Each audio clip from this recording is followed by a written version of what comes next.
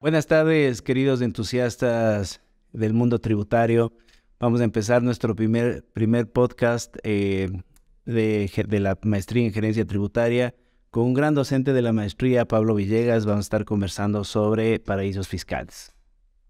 Gracias, Juanito. Es un gusto compartir este espacio contigo y con toda la gente que nos está viendo y escuchando en este momento.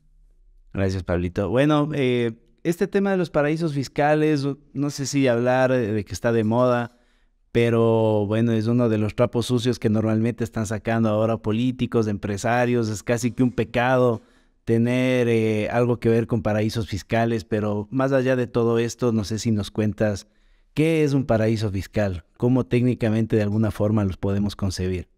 Gracias, Juanito. Como tú dices, este es un tema que está de moda y está de moda está de moda desde 1998, la fecha en la que la OCDE, la Organización para la Cooperación y Desarrollo Económicos, publicó un informe importantísimo a nivel mundial que se llama Competencia Fiscal Perjudicial. Y a partir de ahí es que la OCDE definió qué son los paraísos fiscales. Y esta OCDE dice que para que un territorio sea considerado paraíso fiscal, debe cumplir con 4 elementos. Debe no pagarse impuesto a la renta o debe ser impuesto a la renta bajito, y no nos dice qué tan bajo. El otro tema es que debe haber transparencia, debe haber intercambio de información y no debe haber actividad económica sustancial. Cada uno de estos 3 elementos son analizados. En la actualidad, quienes se encargan de analizar estos temas, analizar cada país, cada territorio, es el Foro Global sobre Transparencia e Intercambio de Información, que dicen cuando un país tiene algún problema en ese sentido. La mayor parte de países o de territorios han sido evaluados, inclusive el Ecuador ha sido evaluado. Claro, claro. O sea, bueno, se dice que hay paraísos y paraísos fiscales, ¿no? Porque, por ejemplo, no podrías comparar en base de este análisis, entiendo, no se podría comparar, por ejemplo, no sé, Islas Gran Caimán con Panamá o con Uruguay. Entonces, a pesar de que tienen, digamos, estas características comunes, entiendo que esta evaluación te permite de cierta forma entender a cada país de forma independiente. Sí, bueno, yo quisiera precisar que realmente no debería utilizarse el término paraíso fiscal, porque paraíso fiscal viene de una mala traducción. Realmente lo que se quería decir era refugio fiscal. Y es importantísimo. ¿Por qué? Porque nosotros tenemos la idea de que paraíso es un sitio a donde vamos, Una isla ahí tropical, claro, paraíso donde llega el que se ha portado bien. claro. La idea del refugio, en cambio, viene a ser de un refugio fiscal, es un sitio en donde yo me escondo del poder del Estado, donde yo puedo ocultar mi dinero. Esa diferencia yo creo que es importantísima, que se la nota en el inglés, pero en el español justamente crea estas confusiones. Y también tomar en cuenta una cosa importantísima. En la actualidad ya no se habla de paraísos fiscales. Si tú ves los últimos documentos de la OCDE, poco o muy poco se habla de paraísos fiscales. Lo que se dice es prácticas fiscales perjudiciales. Entonces, la idea que nos dan es de que el problema no es ese territorio denominado paraíso fiscal, no es ese régimen fiscal preferente, esa construcción jurídica en la que se tributa menos o hay opacidad o lo que sea. El problema es quien está realizando las cosas mal. Y eso es importantísimo porque ya no es culparle tanto a un Estado, ya no es culparle, el problema es Panamá. El problema es cuando alguien de nuestro Estado, alguien del Ecuador, por ejemplo, está utilizando ciertas figuras y aprovecha justamente la legislación panameña. El problema no es del territorio actualmente, el problema es la práctica fiscal perjudicial. Sí, claro, justo porque yo te quería preguntar, en algún momento, bueno, yo creo que la visión general, tú tienes esa visión obviamente, eres un experto en el tema, pero la visión general de la gente es prácticamente son estados malévolos, regidos por gente, digamos, corrupta, o, a veces es lo que tenemos en la mente, ¿no? Y es interesante también lo que dices de la OCDE, de la OCDE, porque bueno, a la larga ellos son los que les recomendaron esto en un inicio, ¿no? O sea, les dijeron, oiga, somos territorios que dejamos de ser colonia y ahora, ¿de qué vivimos? Dijimos, afiáncense un poco en la parte, digamos, vuélvanse un poquito más laxos en las regulaciones y y sean imanes de capital, ¿no? Entonces, yo no sé qué tan malvados sean. El ejemplo más claro es Panamá. Mis amigos de la Dirección General de Impuestos de Panamá, a quienes les mando saludos, por cierto. y al CIAD. Mis amigos, sí, el CIAD está en Panamá. Claro. Mis amigos de la Dirección General de Impuestos de Panamá, a ellos yo les preguntaba, les decía, oigan, ¿y ustedes cómo les llaman a los Panama Papers? Nuestros papeles o alguna cosa así. Me decían, no. Para nosotros es terrible que se haya llamado Panama Papers. Porque esto que pasó aquí en Panamá bien pudo haber pasado en cualquier otro país, incluido el tuyo, me decían. Nosotros les llamamos los papeles de abril, porque fue en abril cuando estalló todo eso. El problema, me dicen mis amigos de la Dirección General de Impuestos de Panamá, el problema no era tanto Panamá como tal. El problema era ciertos estudios jurídicos que estaban haciendo evidentemente las cosas mal. Mira, esto es importantísimo. Y segundo, perdón. Y el segundo tema que me parece también relevante es quiénes crearon estos denominados paraísos fiscales, que son los mismos países desarrollados que conforman la OCDE. El ejemplo más claro, en el 2008, me parece, el expresidente Obama decía, ¿cómo puede ser posible que existan un edificio bastante famoso en Islas Caimán que se llama Oakland House? Decía, ¿es el edificio más grande del mundo o es la estafa más grande del mundo? Y nosotros sabemos bien que es la segunda opción. Pero claro, se quedaba callado. Estos eran paraísos fiscales creados por Inglaterra. Lo que se quedaba callado era respecto a los paraísos fiscales creados por Estados Unidos. Claro, ahí es Delaware. Bueno, las otras Delaware. La Florida también, ¿no? Sí, generalmente, y eso no lo digo yo, lo dice el Servicio de Rentas Internas en una circular del 2012, dice que no son paraísos fiscales, pero para la práctica da lo mismo. Habla de los regímenes fiscales preferentes. Es decir, son como aquí en el Ecuador nosotros hablamos del régimen tributario del sector bananero, por ejemplo. Del impuesto único, del RIMPE. Sí, decía que son regímenes fiscales preferentes refiriéndose a las LLCs de Nevada, Wyoming, Delaware y Florida. Bien, oye, bueno, pasándonos un poquito ya de la parte política, más bien pensando en las aplicaciones prácticas, tú bien lo mencionas, no hay un tema de, digamos, de algún tipo de perversidad en los territorios, sino el abuso, digamos, de los regímenes que ellos hayan implementado. ¿Hay alguna, no sé, hay alguna práctica, hay alguna transacción, algún movimiento de capitales que se haga a través de estos territorios, de estos mal llamados paraísos fiscales, que sean lícitos, o sea, digamos que se pueda transparentar? Porque, Pablito, si vos tienes paraísos fiscales, de aquí ya no puedes ni candidatizarte ni a presidente del condominio. Sí, gracias, Juanito. Yo creo que aquí debemos distinguir dos cosas: los temas tributarios y los temas penales. En los temas tributarios es alguien que puede estar dejando de tributar en el país, que sí, eventualmente puede caer en un tema de evasión tributaria, pero como consecuencia de. Y la otra cuestión es de que el tema penal por sí mismo, es cuando alguien está ocultando dineros, no por no pagar impuestos, está ocultando dinero porque puede haber provenido ese dinero de temas de sicariato, de temas de cualquier delito. Como sabe que se enriqueció, está sacando ese dinero.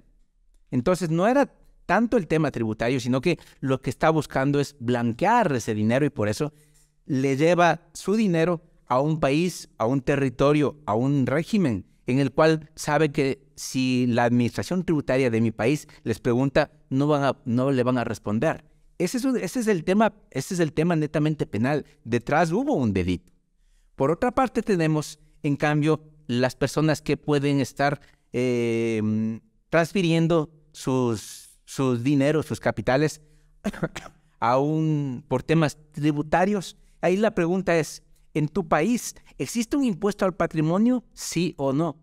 Si no lo hay, o si es temporal, como en el caso del Ecuador, eso no debería ser problema. Siempre que se haya pagado el respectivo impuesto cuando generaste el ingreso. Es lo que puede pasar en muchas ocasiones cuando un empresario generó ingresos, pagó impuesto a la renta por esos ingresos y ahora dice por X razones porque no confía en el país o la razón que sea, ¿sí? Dice, yo decido sacar mi dinero. Y por temas de seguridad también. Y siempre que cumpla, siempre que en el caso del Ecuador se encuentre registrado eso en la declaración patrimonial, no hay o no debería haber ningún problema. Siempre y cuando ya, digamos, esté realizada la tributación, etcétera.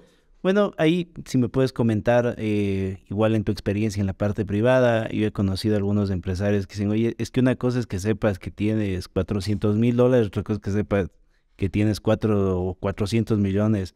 Entonces ahí viene el tema de las, ¿cómo se llama? Las sociedades interpuestas, ¿no? Para un poco desaparecer a la persona. Entonces, esa sería, digamos, en el caso de que yo he cumplido con todas mis obligaciones, digamos, sería una figura válida de un uso de un territorio de menor imposición, un territorio donde, digamos, no sea tan fácil obtener información por parte del Estado o algo por el estilo. Aquí hay un tema súper importante y súper delicado que tú estás abordando. El tema de qué tanto debe saberse respecto a mis ingresos, respecto a mis propiedades. Los países tienen un montón de opciones. ¿Qué es lo que pasa en el Ecuador? En el Ecuador hay una norma que dice que qué tanto puede acceder el Estado y qué tanto puede acceder el resto. Hay un montón de temas que dependen de situaciones culturales, pero hay una regla que no cambia.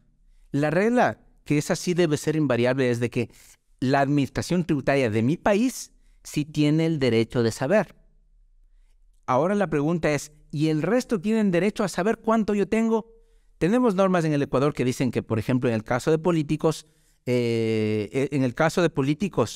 pues sí deberíamos saber el resto. Puede que existan ciertas razones detrás de él, pero mira que ese tipo de situaciones pueden ser más o menos delicadas cuando hay escenarios como el actual en el que vemos el nivel de inseguridad que tenemos. Sí, justo recién en esta semana salió una noticia de que justo la información que tiene abierta la administración tributaria sobre el impuesto causado podría ser utilizado o ha sido utilizado como, digamos, un elemento para poner un blanco, ¿no? Por supuesto. En el Código Tributario tenemos una norma que dice que la administración tributaria, entendida como el SRI, debe publicar los ingresos, que es el impuesto a la renta que hemos pagado. Entonces no es complicado que se pueda acceder. Y eso parecería que en los actuales escenarios es necesario analizar con cuidado si eso debería o no debería estar a disposición de todos. No cuestiono yo el tema de que la administración tributaria debe acceder. Yo creo que eso deberíamos estar clarísimos de eso. El problema es, ¿el resto debemos o no debemos saber? Ya en el sentido de la administración tributaria a veces puede ser delicado. Siempre que sea esa información utilizada específicamente por ciertos funcionarios, por ciertas áreas o por ciertos departamentos, no hay problema. Y eso generalmente se lo evalúa, ¿no? Te evalúa este Foro Global sobre Transparencia e Intercambio de Información. Averiguan la información que se ha tenido, por ejemplo, de intercambio de información, ¿dónde está guardada? ¿Quién tiene acceso a la misma administración tributaria? De tal manera de que, por ejemplo... Sumamente delicada esa información. No puede acceder. Claro, imagínate una información súper delicada, súper sensible, claro. Oye, Pablito, bueno, ya conversamos un poco de la generalidad, de lo que sucede. Bueno, esto no quiero que aprendan tus maestrantes, pero más o menos, ¿cómo es un uso indebido, digamos, de estos territorios? ¿Cuál es el esquema? Tú has trabajado tanto en la administración pública como también en la parte privada. ¿Cómo en líneas generales te encuentras con este tipo de mal uso, como tú ya dijiste, en la parte de la evasión tributaria? Sí, gracias. Yo creo que igual es necesario hacer el análisis desde esos dos enfoques, ¿no? Desde lo penal, territorios que fomentan la opacidad, territorios que el Estado sabe que no le van a poder entregar información y que detrás de eso probablemente existe un delito, ¿no? Eso no es un tema tributario, eso es un tema de carácter penal y eso no soy yo el que debe responder a eso, sino que más bien... Sí, más bien en la parte bonita, en la parte tributaria, cómo más o menos funciona. Desde el lado, en cambio, desde el lado tributario, ahí lo que debemos tomar en cuenta es, en primer lugar, el tema de la soberanía. Cada estado sabe cuánto debe recaudar de impuestos, qué es lo más justo para esa sociedad. Eso me parece importante.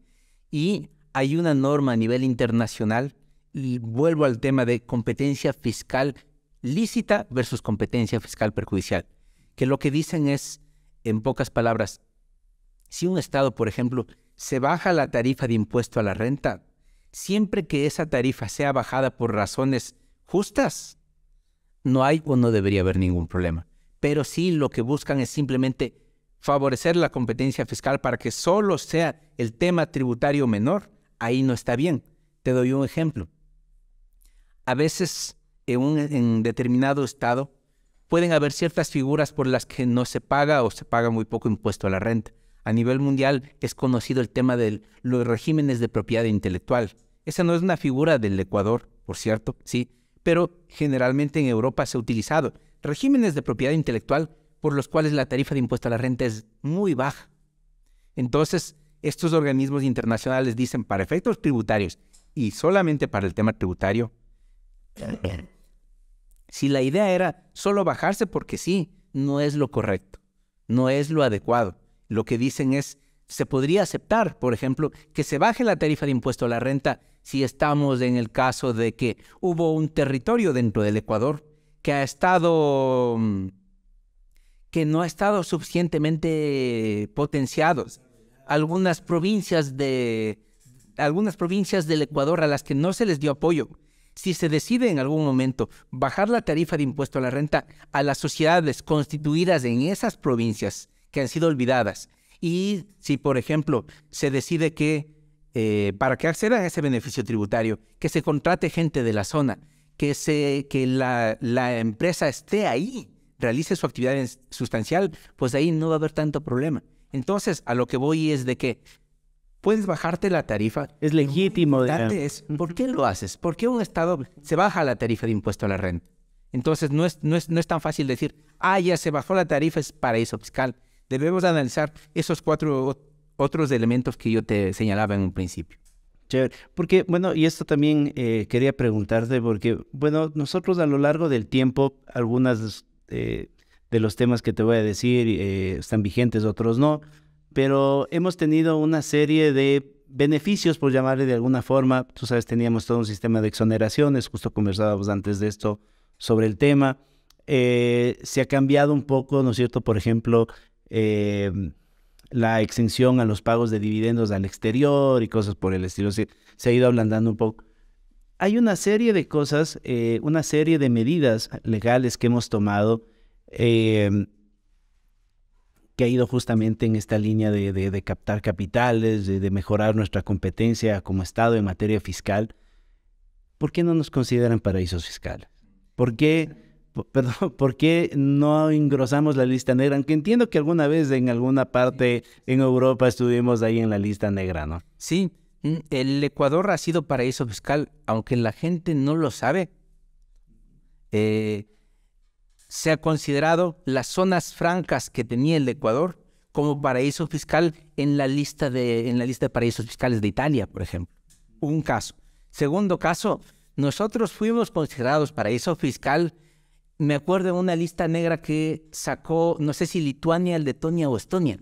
Y eso es algo que la gente no lo sabe. Entonces, todos debemos ser evaluados.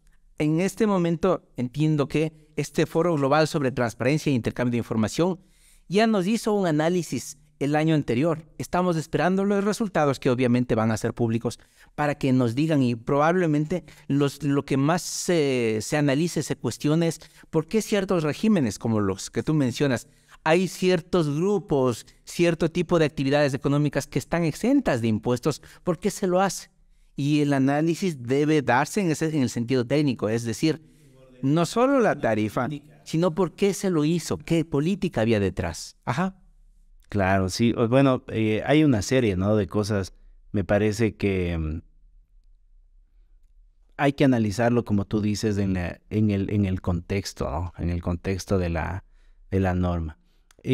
Finalmente, Pablito, quería preguntarte, tú que fuiste también funcionario de control, aunque te molestaban tus compañeros abogados, de eso me acuerdo, eh, ¿qué tanto ayudan las medidas antielusión, digamos, en temas de control específico? Tú has dicho, es difícil que te den una información, no sé, de mis inversiones en Panamá, ojalá que tuviera, pero no las tengo. ¿Qué tanto ayudan estas medidas para el control? Sí, verás, yo quisiera antes referirme a las medidas antiparaíso fiscal, que me parece que son súper pertinentes para lo que nosotros estamos hablando.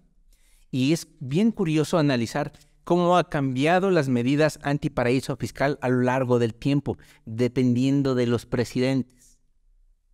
En primer lugar, el Ecuador tuvo unas normas antiparaíso fiscal súper fuertes, en las cuales se castigaba cualquier tipo de forma de contacto por poco con el paraíso fiscal. En segundo lugar, se fue avanzando y se fue puliendo, se fue depurando las normas. Actualmente, en la mayor parte de normas de antiparaíso fiscal que tiene el Ecuador, lo que se castiga no es al paraíso fiscal. Lo que se castiga generalmente, porque ahí todavía no se ha hecho una depuración completa, lo que se castiga es que si detrás de esa empresa con la que tú estás realizando transacciones que está en el paraíso fiscal, está tal vez otra empresa, otra empresa, otra empresa, y detrás estás tú mismo. Detrás está el ecuatoriano. Entonces el problema aquí no es el paraíso fiscal, volvemos a eso. El problema es cuando alguno de los residentes en el Ecuador está abusando de esa figura del paraíso fiscal. Esto creo que es importantísimo tomarlo en cuenta dentro de la actual configuración de normas antiparaíso fiscal. La segunda, lo que tú dices, normas antielusión. Normas antielusión, como su nombre lo dice, se crean cuando el legislador ha visto que se estaba aprovechando, se está cumpliendo legalmente, pero están dándole un mal uso, están abusando de la norma. Entonces, con respecto a eso, las normas antiabuso van cambiando. Cada vez que se encuentra que el contribuyente se estaba aprovechando, estaba utilizando de manera indebida una figura, introduce una norma antielusión. Entonces, siempre están variando. Nosotros recibimos el apoyo en el Ecuador, igual desde organismos como la OCDE, como el CIAT, que son los que nos cuentan por dónde van los últimos temas de normas antiabuso. Y yo creo que siempre que se las utilice de manera adecuada, porque puede haber abuso de lado y lado, sí, está bien una norma. Exacto, sí, exacto. ¿Qué es lo que pasa? Hay una regla de las normas antiabuso. Las normas antiabuso lo que deben evitar es el abuso. Es decir, no deben ser aprovechadas para recaudar. ¿Por qué? Hay algunas ocasiones en que el Estado, a pretexto de que se está aprovechando de la norma, dicen, no, solo le vamos a permitir deducirse este monto. En eso ya puedes encontrar que en el fondo lo que se buscaba era dinero. No era parar el abuso. Lo que se buscaba era la recaudación. Y eso, en cambio, está mal desde el lado estatal. Hay abuso de lado y lado. Y es necesario tener claras cuáles son los abusos que hay desde el lado del contribuyente o desde el lado estatal. Che, oye, qué interesante, Pablito. Entiendo que esto y muchos temas así de interesantes lo vemos en tu módulo en la maestría de planificación estratégica tributaria. No sé si nos despedimos, una conclusión sobre el tema y nuevamente agradecerte por tu tiempo, Pablito. Sí, muchas gracias por este espacio que me han dado. La idea de la materia que se llama planificación tributaria estratégica o planificación fiscal estratégica es cómo buscar de manera legal, de manera lícita, de manera adecuada, no tributar más allá de lo que legítimamente te corresponde. Hay una sentencia muy bonita, clásica sentencia, que inició todo este tema de los Estados Unidos, que será del caso Gregory, del caso Helbering versus, no recuerdo ya ahorita el nombre de la sentencia, pero que nos decía, nadie está obligado a ser un patriota fiscal.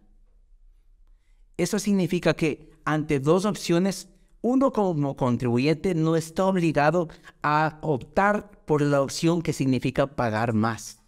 Eso es planificación fiscal, justamente, ¿no? Y no tiene nada que ver con aprovecharme de las figuras, no tiene que ver con cometer delitos o ese tipo de cosas. Simplemente es planificación. Todos realizamos planificación. Algunos harán planificación familiar, algunos harán planificación económica. En este caso es legítimo realizar planificación fiscal estratégica como su nombre lo dice. Muchas gracias, Pablito, nuevamente.